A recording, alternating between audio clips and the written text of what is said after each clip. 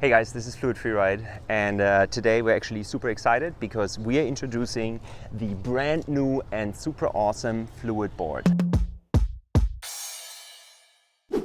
The reason why we brought this out is a little egoistical because I always wanted to try one. Last time I was on a proper skateboard without a motor was when I was 12 to 15 or so, and I was always fascinated by these electrical skateboards, and technology has advanced so much that now they're actually easy to ride for the beginners. And we're going to take you on our first ride in just a second so you see how easy it is. I have not ridden it yet, and I want to just quickly introduce it to you and let you know why I think this is a really, really awesome board. So first of all, if you just want to have a look right here, it's beautifully designed. It's a really nice multi-layer bamboo and maple board, and I'm going to comment on that a little later. PU wheels, Longboard, it's medium flex, 25 to 30 miles an hour top speed. Well, definitely not recommended for the novice. But once you get comfortable with it, there is room to grow. It has a 6 ampere-hour Samsung battery that promises, as per manufacturer, 20 miles in range. I think it's rather 15 to 20, but we're going to test that later on. Other than that, relatively lightweight. It has this convenient grip here, so it's a commuter board. Think about a place you don't want to take your scooter, but you still don't want to walk. Something that's really lightweight, you can just put under your table. And as much as I love scooters, if you ride on it, it looks just pretty cool, I have to say. So let's talk a little bit about the features of this board. There are 2 motors in rear, so one here, one there, and you see up front it's just regular PU wheels. And these motors are rated for 350 watts. And initially when we sourced this, I looked around and I saw competition, and there are people that are claiming 1,000 watt per motor, 1,500 watt per motor, 800 watt. And I discussed this with the manufacturer, and what they told me, well, there's not really a clear system of measuring these against each other. So that's why it's a little arbitrary on how they're rated. But I can tell you this is pretty powerful for the beginner and more advanced rider alike, with a 25 to 30 miles an hour top speed. Yeah, I'm pretty certain that you don't want to go any faster. So we're going to see how fast I'm going to get it later on. But it's gonna feel like it has some punch. Then 6 ampere-hour battery, already said that, 20 miles an hour, 20 miles range. And the deck, I briefly mentioned it before, is multi-layered between different types of woods. So what we learned is there are 2 types of skateboard deck material in the wood category, and that's one is bamboo and the other one is maple. Now bamboo is very, very flex, whereas maple is a little more sturdy.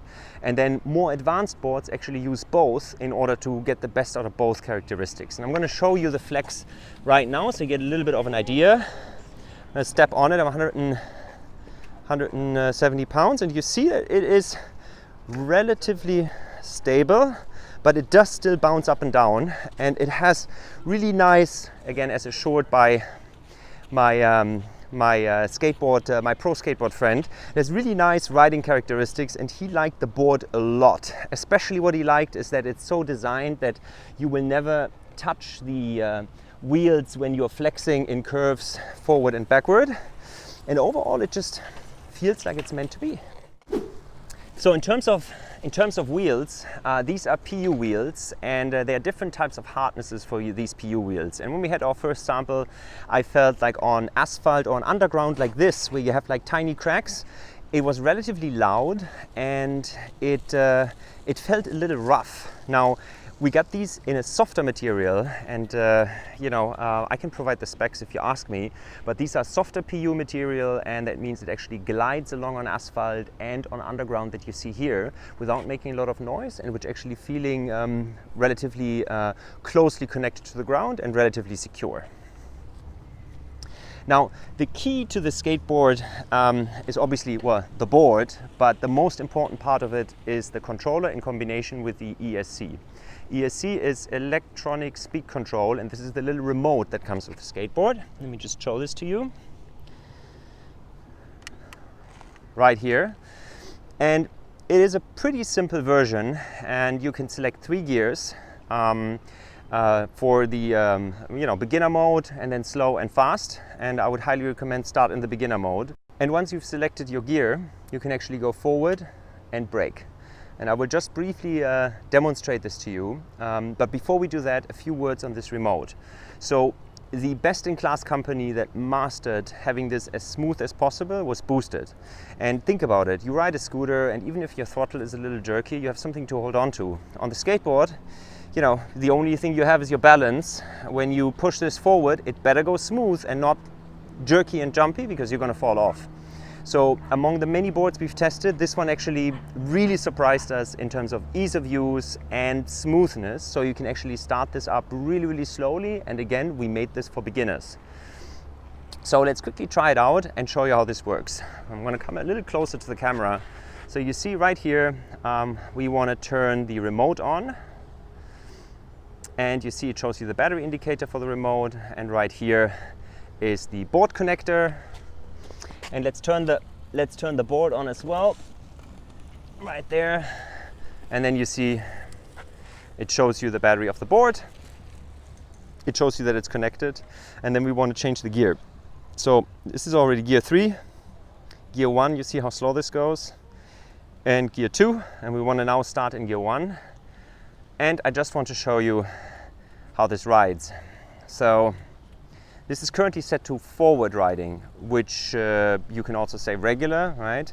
And you see the motor is actually in the rear for regular riding. So forward riding, you would go like this, and then slightly move this forward just to get started. And you see how you can go very, very slowly on this. And the moment you hit this faster, it takes off, right? Now we want to bring this backwards right here. This is the goofy position. And then again, in order to move this forward in the backwards position, you would go forward on the little dial. You see how it comes back slowly. But you can adjust how fast this is going. So, you know, now we're going slowly, and now we're going faster, and brake. So braking is always backwards, and the braking works the same way as the acceleration, which is the more you turn the dial, the harder it's going to brake. The more you turn the dial, the harder it's going to accelerate. So it's can be very smooth, but you got to be careful while you're riding. So let's say you're going along at 20 miles an hour and you brake this really hard without positioning yourself backwards in order to balance the forward energy. You're going to fall over because the brakes are pretty strong. That's why it's important to start in lowest mode and actually get on it, learn how it feels, learn how it brakes, and only start going faster the more experience you get with the board and the more comfortable you feel on it.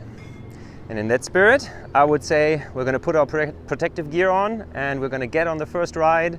And I'll take you along for that first ride, and we're going to see together how that goes. Let's go.